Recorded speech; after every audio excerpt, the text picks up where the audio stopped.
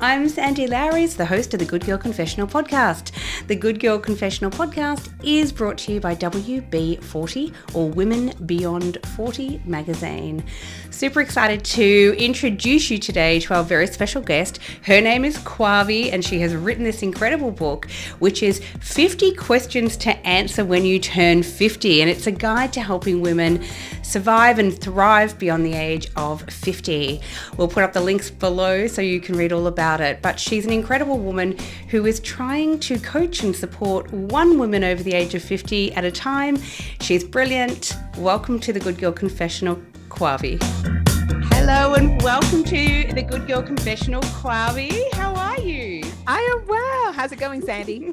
It's great. Thanks for joining me all the way from Atlanta, Georgia. How you doing? Yes. Good. I'm feeling great. I love this because just before I hit record, we were just saying that we actually connected, of all places, via TikTok, and and how amazing that is. Yes. Love it. It is so great. It's so great. I'm super excited to hear your story and talk about your incredible book. So you have written a book called 50 Questions to Answer When You Reach 50. Yes. And it's a guide to help women thrive and shine in their 50s and beyond. And I love it because, as you know, we're all this is our magazine, which is Women Beyond 40. And as a woman in my 50s, I think this is just absolutely fascinating. Mm-hmm. So tell us how all of this came about. Like, what led you down the path?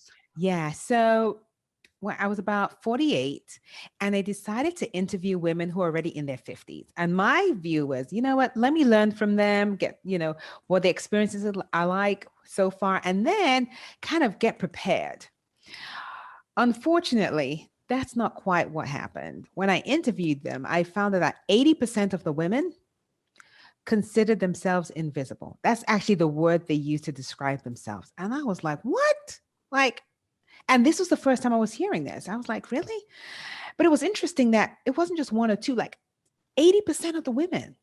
And so I decided to change my niche because up until then, I'm a coach, but I worked with women primarily to help them lose weight. That was my primary focus. And after that, I was like, oh no, this is changing.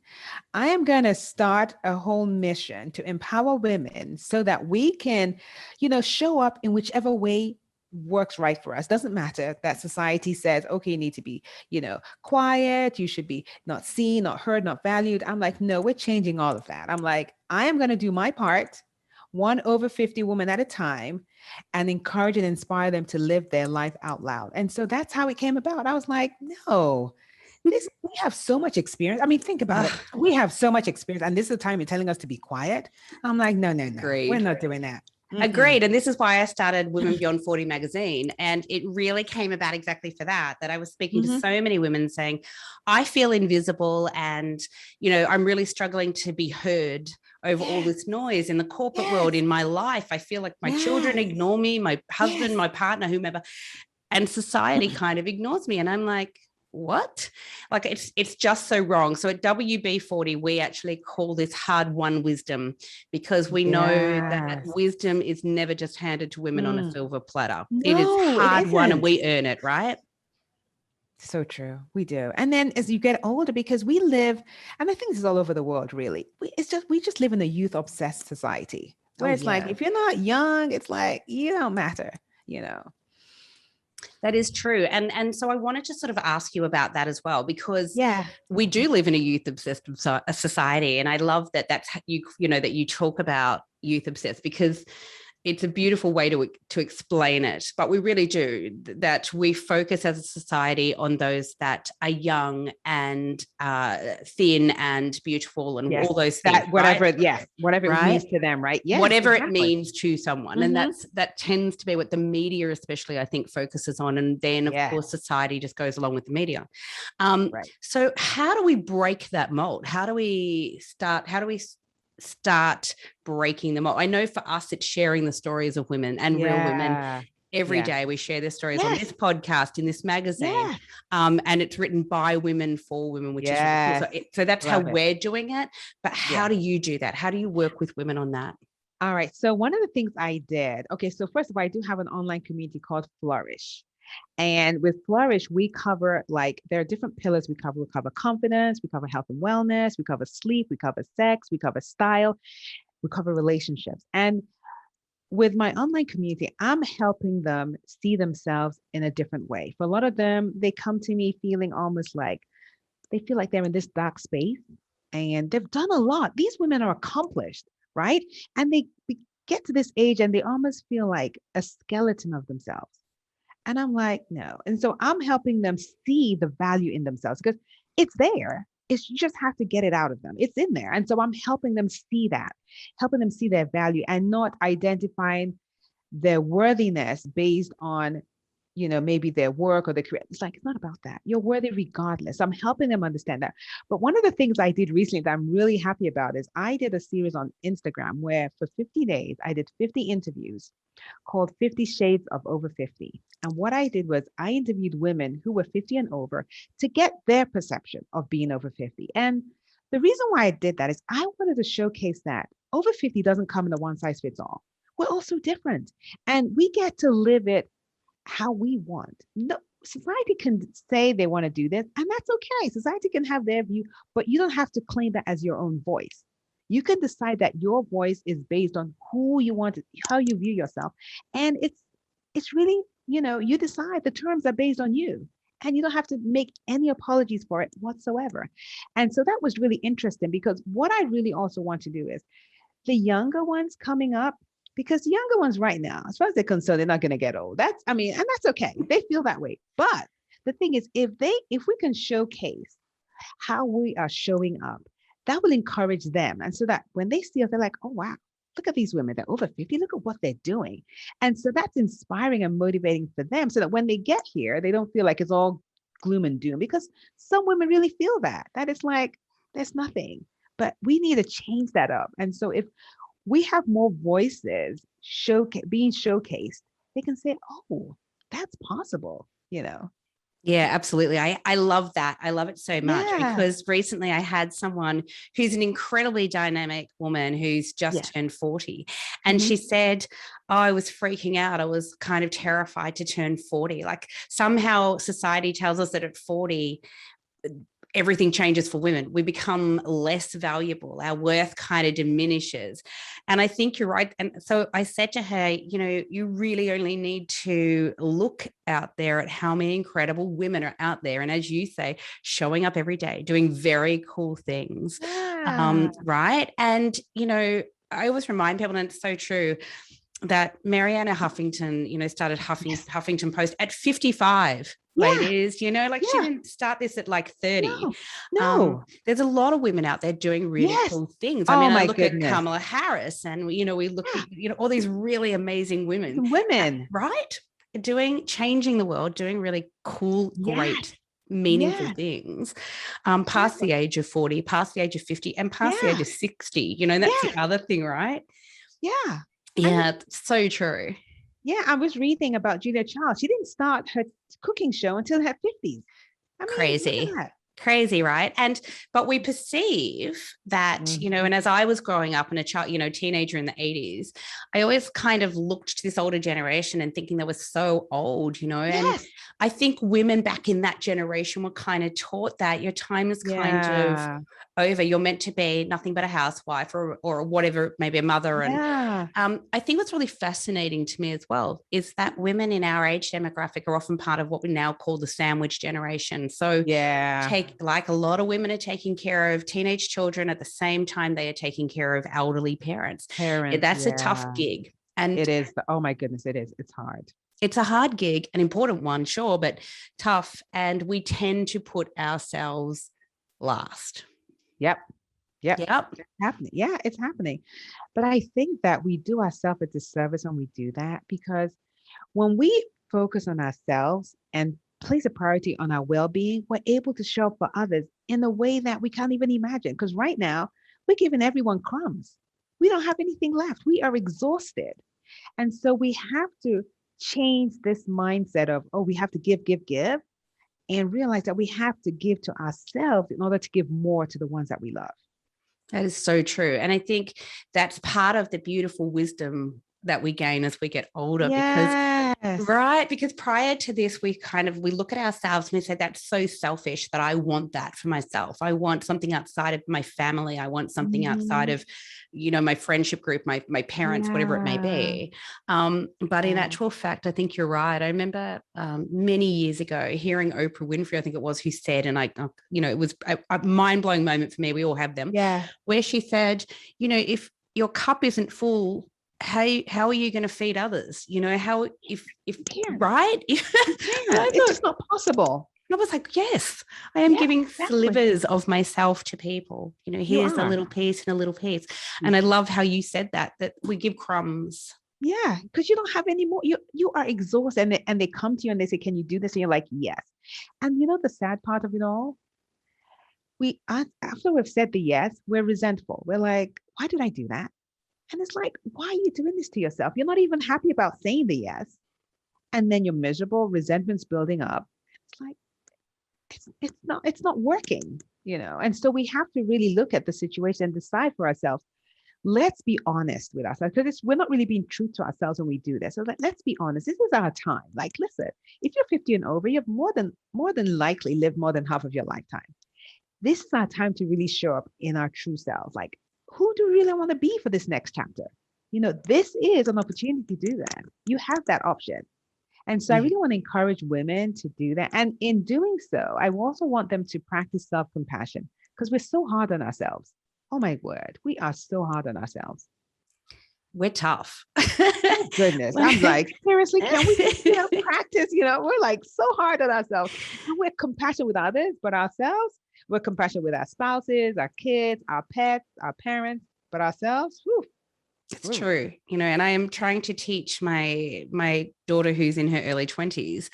Yeah. I say things like, would you talk to your friends the way that you speak to yourself? Because I feel that, the more compassionate we can be to ourselves, and the more we can forgive ourselves for our failings, the better humans we become at giving back to others. That's my view, right? It is so true. I mean, self-compassion is a skill that we all need to learn, especially we women.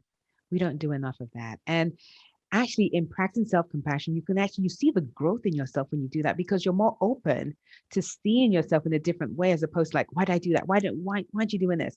There's no growth in that. And there's no area for you to even self-improve. There's no self-improvement in that, because you're like, why didn't you do that? And then it's like, end of story, as opposed to, let's take a look at why this happened, and you get introspective. It's just different. I agree. That. Yeah, that's so true.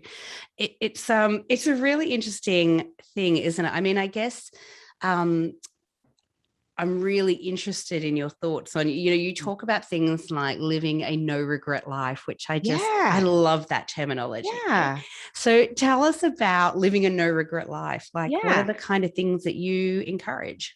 Yeah. And so one of the things I say is like, what is it that you truly love? And normally I like to tell people, like, what did you love as a child? Like, seriously, like when you were growing up, what are some of the things that were fun? Like, when you even think about now, that you just start smiling to yourself. Like, what is that? Like, what is that like? Like, let's go back there.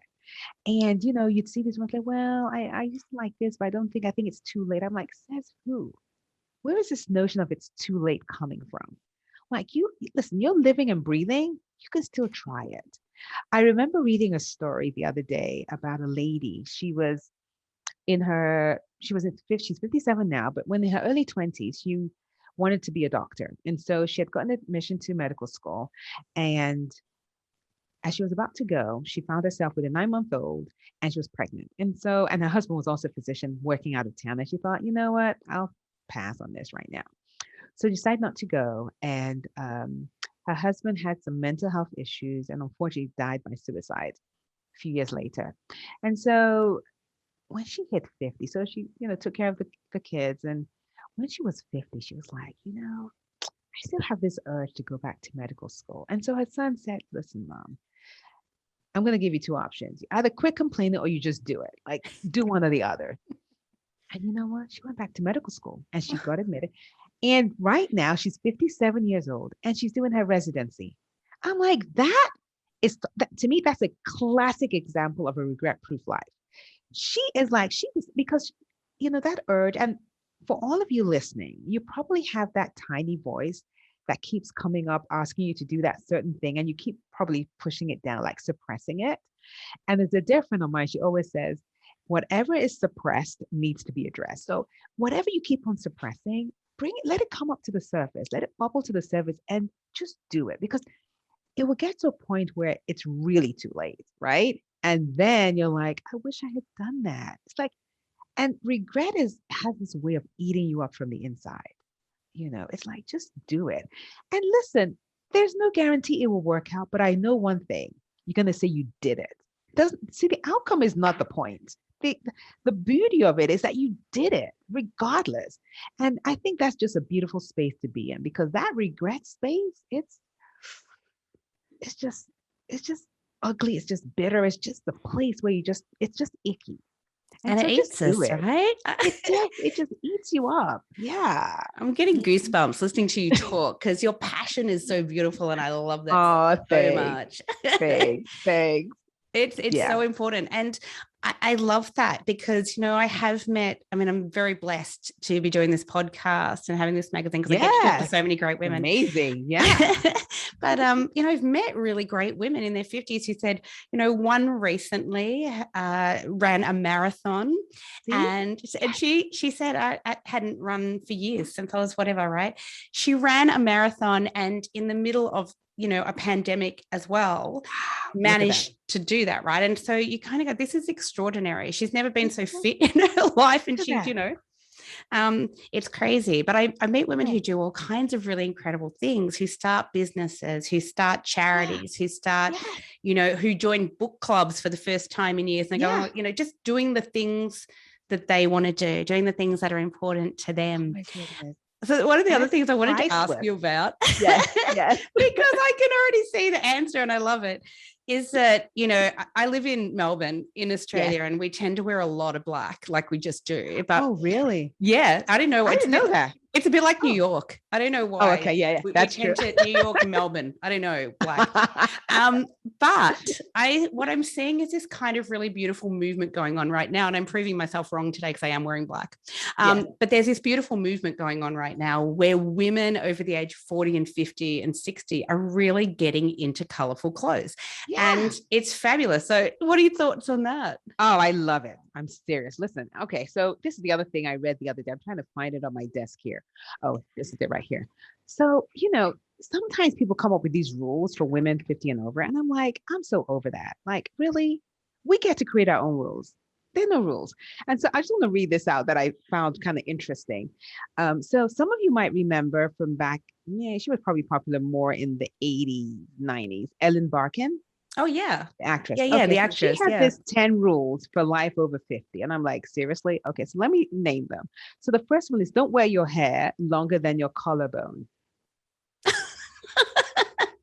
I'm like, seriously? What? If I let my hair down, it's definitely longer than my collarbone. Yeah. So. Second one is no red lipstick. I'm like, really? I often wear red lipstick. She says it's aging. And no blue jeans to dinner out. If you're going out to dinner, you can't wear blue jeans. I'm like, what? Really? Don't expose your knees. I'm like, seriously? And cover it up.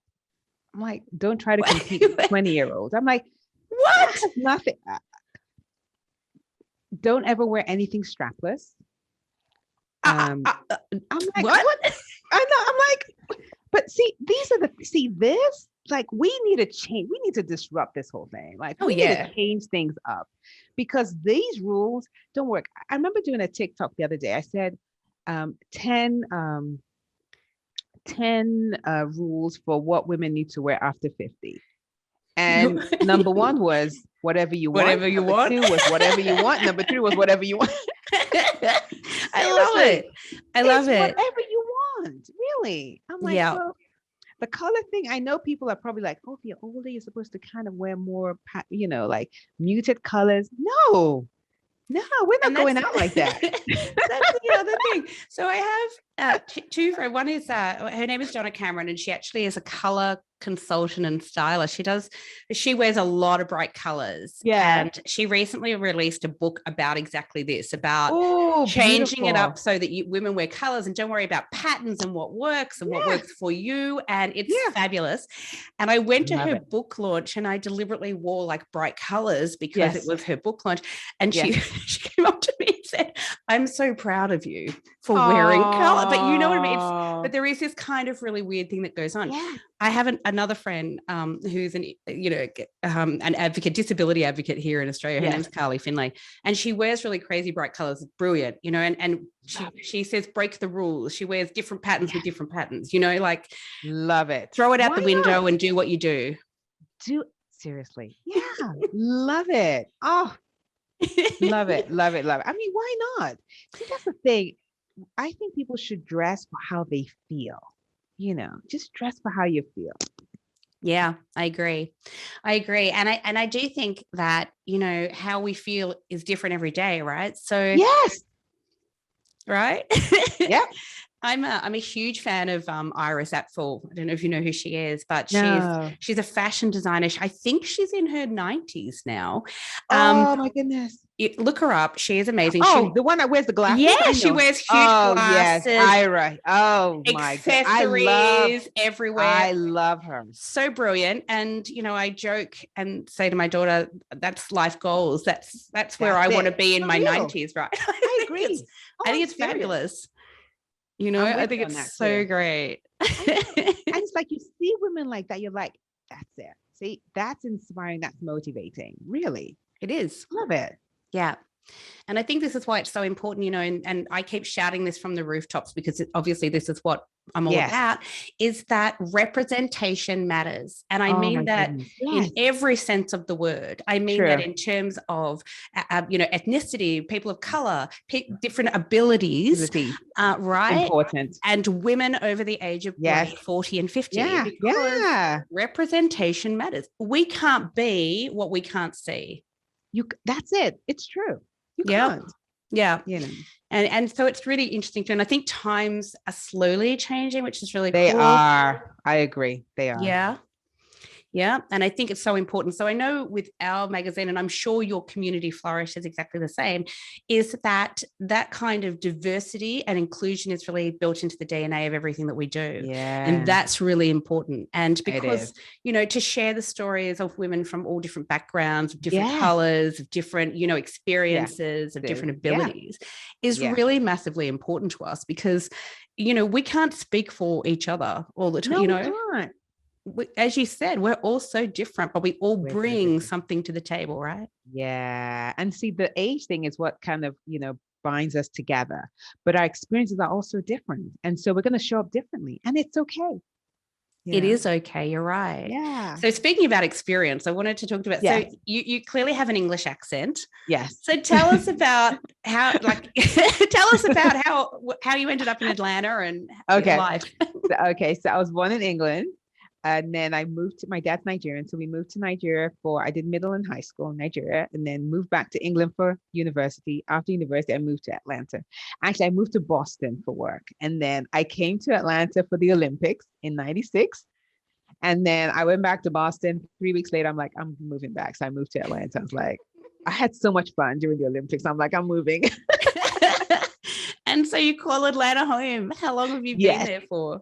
A long time. 96. Oh, since wow. 96.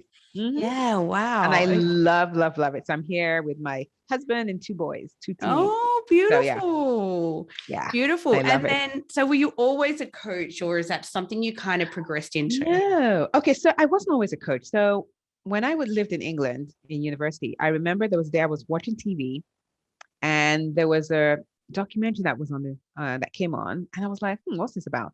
And it was about cattle. And so it showed kind of how they showed like how meat basically gets to the table. So they showed the whole process. I'll tell you this, it was despicable. I was like, this is horrific. And so there and then I made a decision. I was probably 19. I made the decision to stop eating meat. I was like, can't do this. So I stopped eating meat. And then it kind of put me on this journey where I started investigating everything I was putting in my mouth. I'm like, I want to know where everything comes from. At the time I was in college, I was in university studying information technology. So that was my major. So I was doing that and kind of investigating. And my friends thought I was crazy. They're like, seriously, this is our time to be having fun. What's up with you're not drinking alcohol, you're only drinking Perrier or Evian? It's like, but I just continued on my path. And so I was doing it on the side. And then because I started changing the way I was eating, I started looking a little different. So people would ask me, like, what are you doing? You kind of look a little different.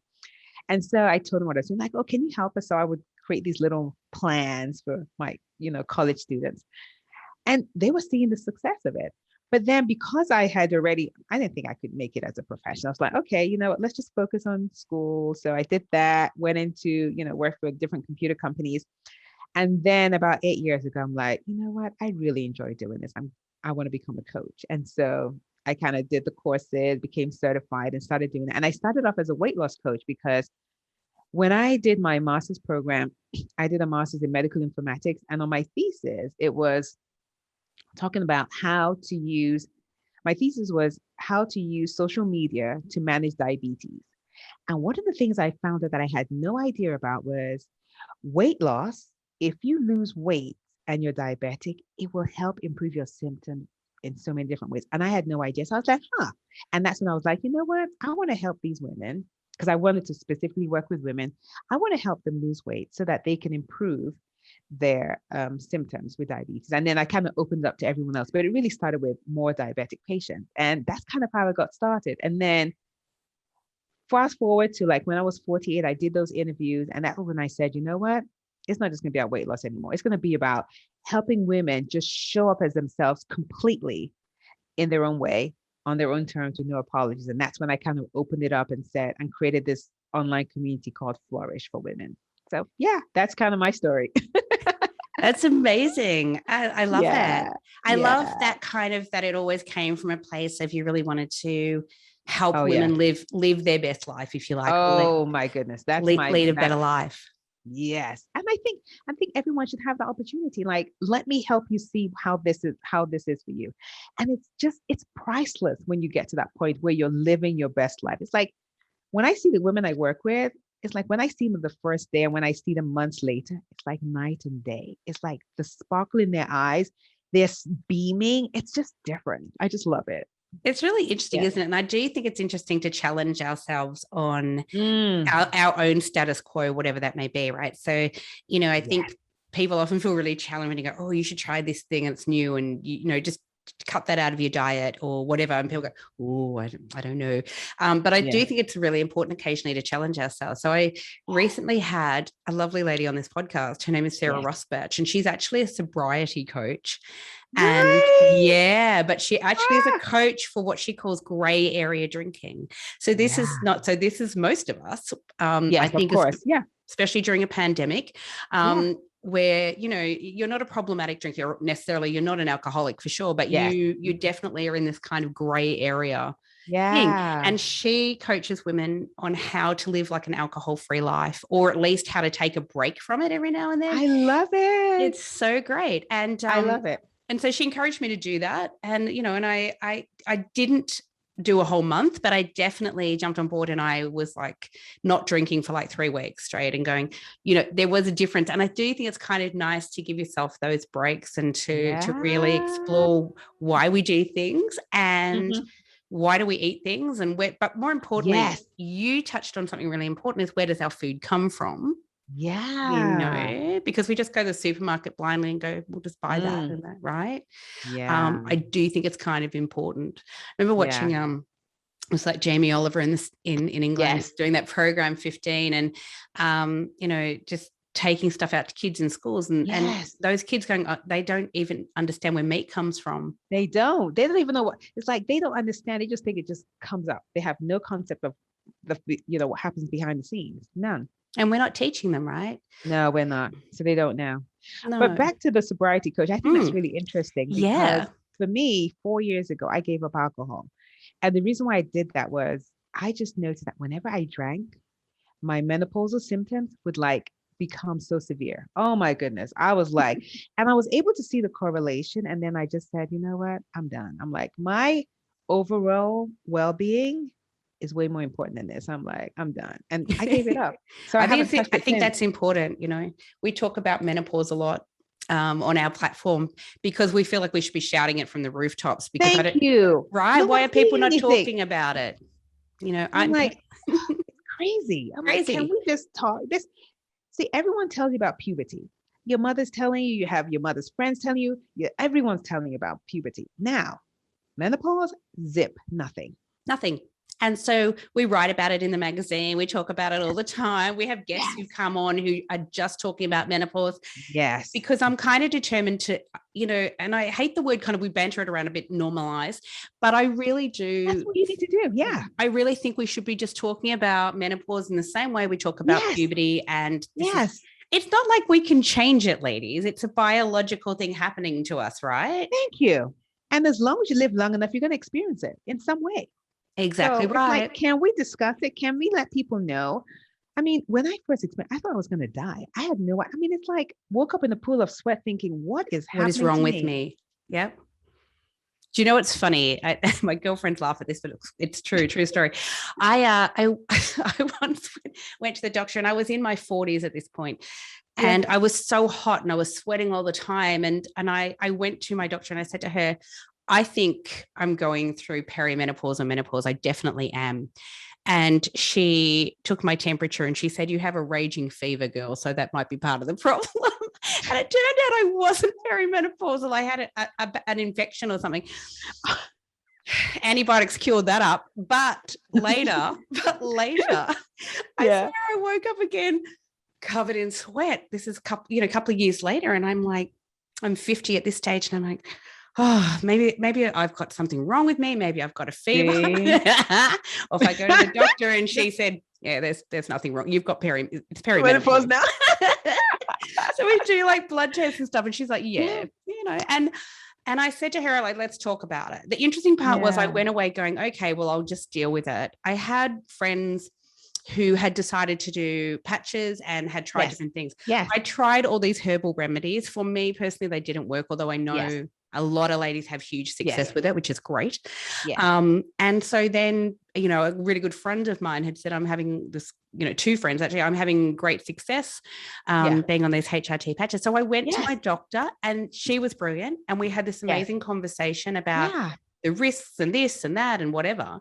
And I went on these patches and it's life-changing. And I think, this is what the other conversation we should be having is whatever works for you, do it. And that's important. And see, that's the thing. I'm like, and you might have remembered this, when you were a new mother, you have these two camps, you're either breastfeeding or you're not. I'm like, come on, we're done. Listen, is the child eating? Good. So we're good.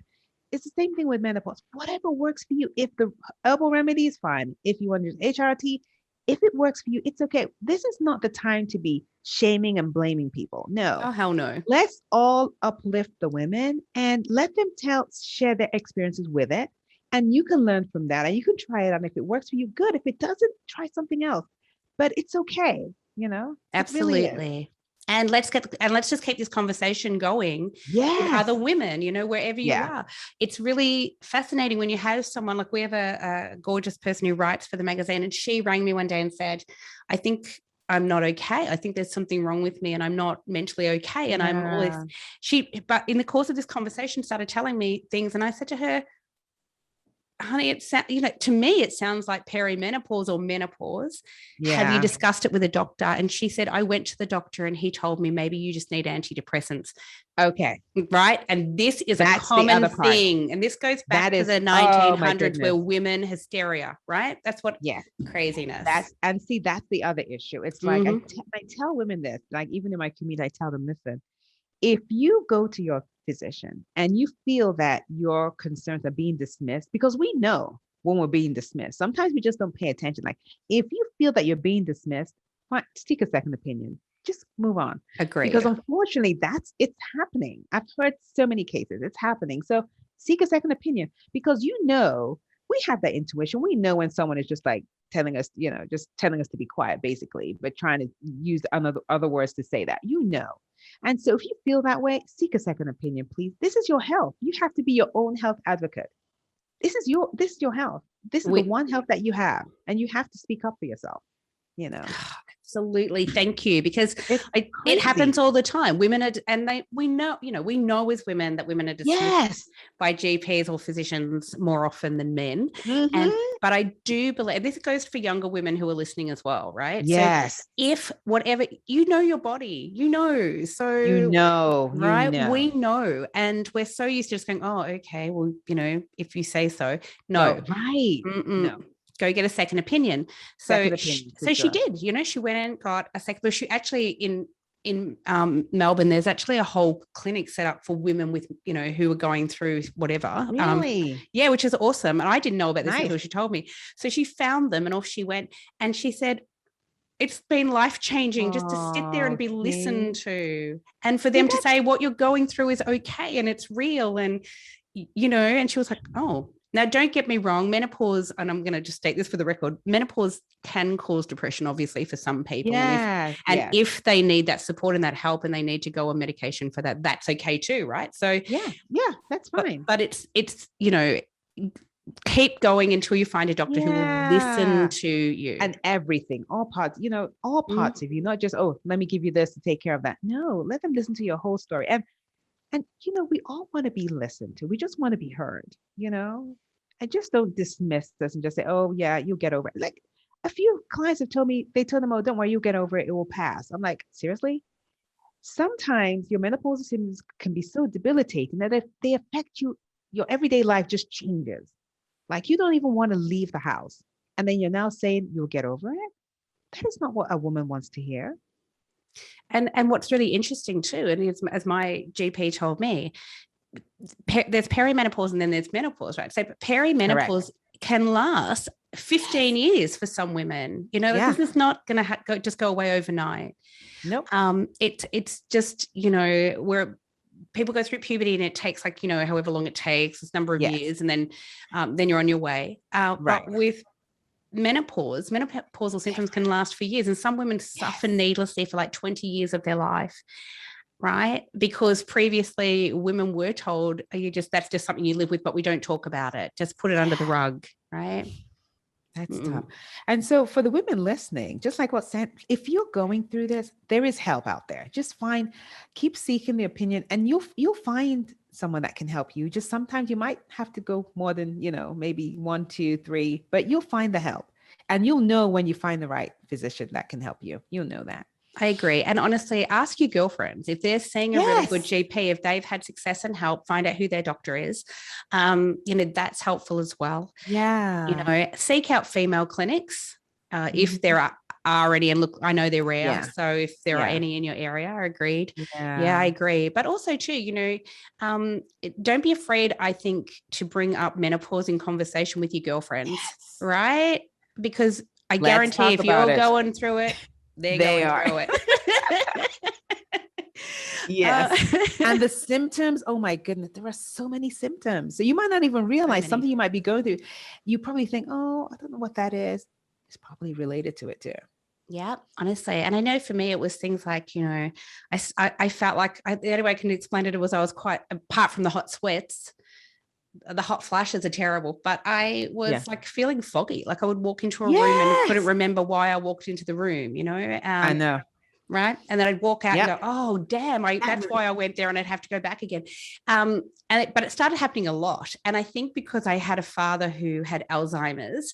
Yes. I was terrified. I was like, oh no, you probably thought that was it. Yeah. Well, I was like, is this happening to me? What is happening to me? But I think realistically, I started to realize, but the difference was I have great girlfriends, and I brought it up, and they were all like, oh my God, I'm going through it too. Oh, the hot flushes. Who's dealing with the hot flushes? Exactly. And I think we need to talk more about it though. And I know, some people, don't want, but we have to, because when we speak up, then we know, and then we can help each other.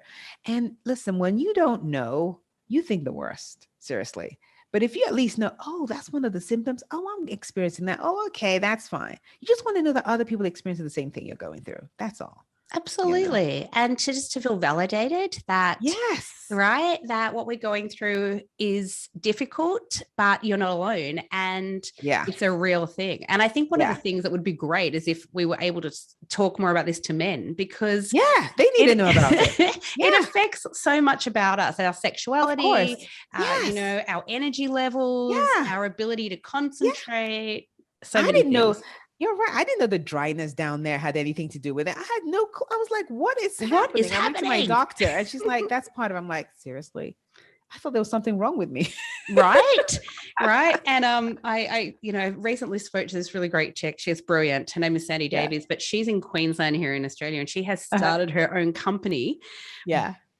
Thanks to her menopause, called Happy Pause Menopause. And it's like she created an all-natural balm for women. It's brilliant. And it's exactly for that. It's for dryness. But it's so brilliant. It's innovative and great. And there's no nasties in it, and it's brilliant. But what she discovered after that was that, there's other women that use her products who are going through chemotherapy. See, I did not know that. I didn't know that chemotherapy can also cause that dryness. Who knew? And there's a number of other things that women can go through, not related to menopause, where it can happen. So I didn't know that. So her necessity is the mother of invention, right? Love it. Love that she's doing that, because we need more people creating stuff like that. And we need to create it for ourselves, because no one will if we don't. We really do. And I love that she's very out there about it. It's brilliant. But when I was talking to her about it on the podcast, she said, oh, I had so many people in hushed corridors saying, oh no, should you really be talking about this in public? Should you really, and I go, wow, is this still going on? But really? Well, I'm glad she is talking about it, because it's a big thing. And listen, I thought something was wrong with me when it happened. I was like, what is happening to me? And then my doctor said, yeah, that's part. I'm like, can someone have this in writing somewhere? Can we put it on a big billboard or something so we know? It's like, warning, menopause may cause vaginal dryness. Like, so nothing's wrong with you. That's just part of it. It's part of it, girls. And there's lots of different ways that you can deal with it. And I think that's the other thing. That's the other thing, that there is a solution. There are solutions, actually. So not just one. Yep. So get out there, talk to your GPs and talk to a good pharmacist as well. Yes. Right. But I think it is really important. And, I love that you are shining a spotlight on so many women over the age of 50 and supporting them, and that you've written this brilliant book. So I guess before you leave us, though, I'd like to ask, so you've got 50 questions to answer.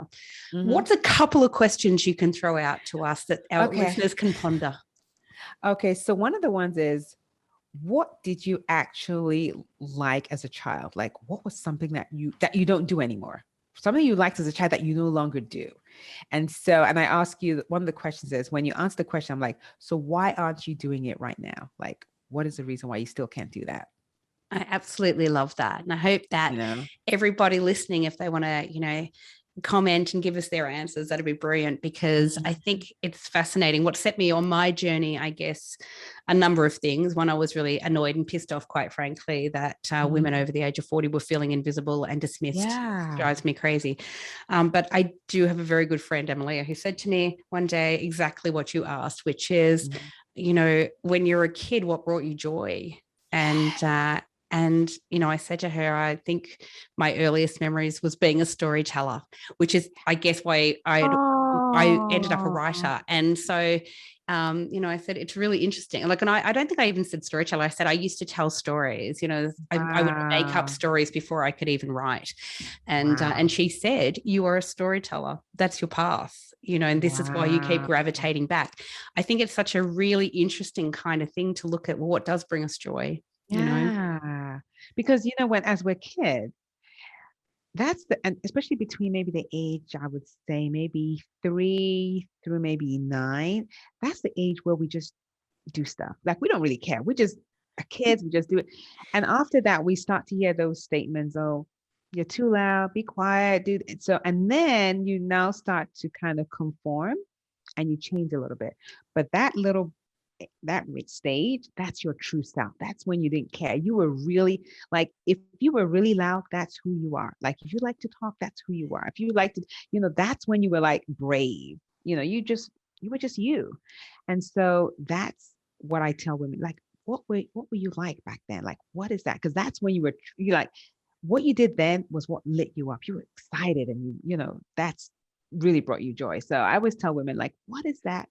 Who's that person underneath who you are right now? You know, so great. And I suppose then the big question, Kwavi, is, so who were you when you were that little girl? Oh goodness. So this is interesting, right? I was always like, I did debate. I was always chosen to be the narrator. And I just enjoy that. Like, I was the one that they're like, oh, can you come and do this up stage? I'll go up.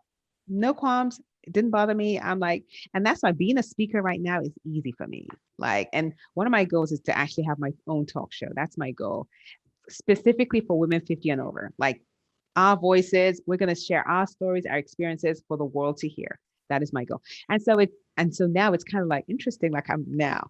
And then they always used to tell me, you talk too much, you know, it's like, but you know, it's okay. Yeah, but you know, that is another patriarchal thing. That's a whole other point of how we are conditioned as women to be quiet.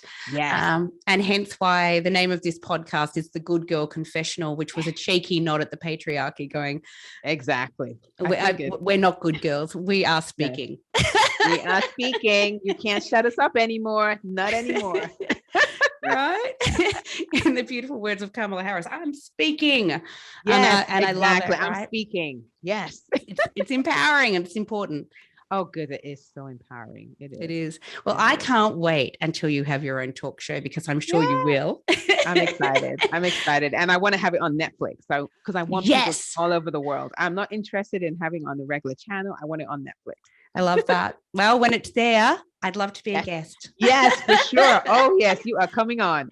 Yes. Because for those who can't see us, we're like wearing matching earrings. They're almost matching earrings halfway around the world. Same shape earrings. It's incredible. That's so strange. And we didn't plan it. We did not, I promise. We did not exchange memos beforehand. But yeah, it's amazing. That's true.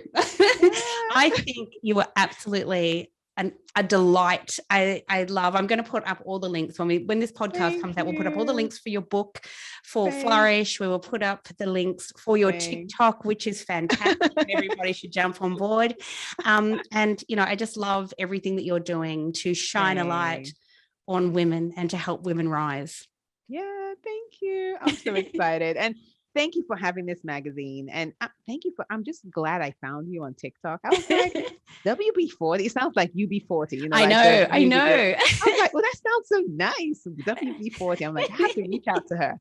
So I'm glad you responded. And Thank you so much for reaching out to me. It was just such an honor. And I think, it's really fascinating. You know, there's some people either think it's WD40, which is like the lubricant. And I always say, I say it's lubricant for your mind. Oh, yeah. That's it. That's it. Yeah, let's do it. And I'm okay with the UB40, which is why, to be honest, the logo is wine color, because we get red wine. That's it. Red wine and lubricant for your mind. Can you go wrong? That's right. Okay. That's nice. So I think you're brilliant. Thank you so much for joining us today. And I know whoever's listening to this should be out here following you. I think you're so great. This was so much fun. I just feel like, you know, we're in your living room. We're just having fun, just chit-chatting. That's what it's like. And I love it. I love that it is conversational, and we just love for women to just share their hard-won wisdom, and you have, and you're brilliant. So thank you.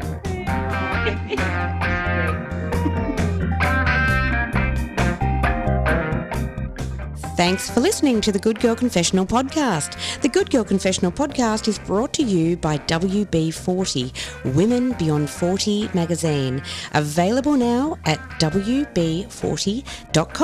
The Good Girl Confessional podcast is available on Apple Podcasts, Spotify, and wherever you listen to quality podcasts. We're also now available on YouTube.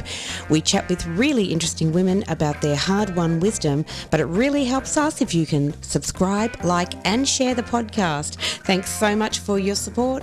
Bye for now.